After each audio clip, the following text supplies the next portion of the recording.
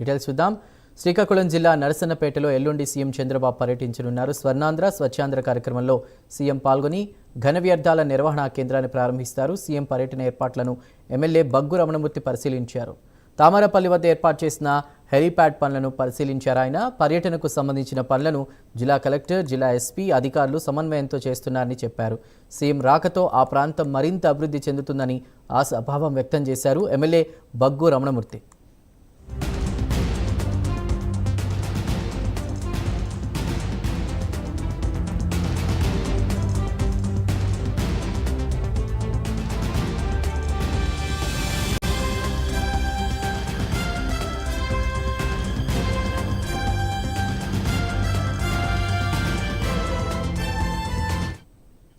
శ్రీకాకుళం జిల్లా నరసన్నపేటలో ఎల్లుండి సీఎం చంద్రబాబు పర్యటించనున్నారు. స్వర్ణాంధ్ర స్వచ్ఛాంధ్ర కార్యక్రమంలో సీఎం పాల్గొని ఘన వ్యర్థాల నిర్వహణ కేంద్రాన్ని ప్రారంభిస్తారు.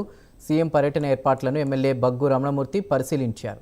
తామరపల్లి వద్ద ఏర్పాటు చేసిన హెలీప్యాడ్ పనులను పరిశీలించారు. ఆయన పర్యటనకు సంబంధించిన పనులను జిల్లా కలెక్టర్, జిల్లా ఎస్పీ అధికారులు సమన్వయంతో చేస్తున్నారని చెప్పారు. సీఎం రాకతో ఆ ప్రాంతం మరింత అభివృద్ధి చెందుతుందని ఆశాభావం వ్యక్తం చేశారు ఎమ్మెల్యే బగ్గు రమణమూర్తి.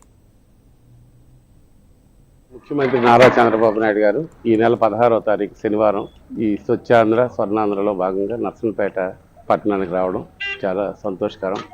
కాబట్టి రాష్ట్రం అన్ని రంగాల్లో అభివృద్ధి అవ్వాలి, ముఖ్యంగా స్వచ్ఛంగా ఉండాలనే ఆలోచనతో గౌరవ ముఖ్యమంత్రి గారు ప్రతి నెల 3వ శనివారం రాష్ట్రంలో పర్యటన చేసిన భాగంగా ఇవాళ నర్సన్నపేట రావడం జరిగింది.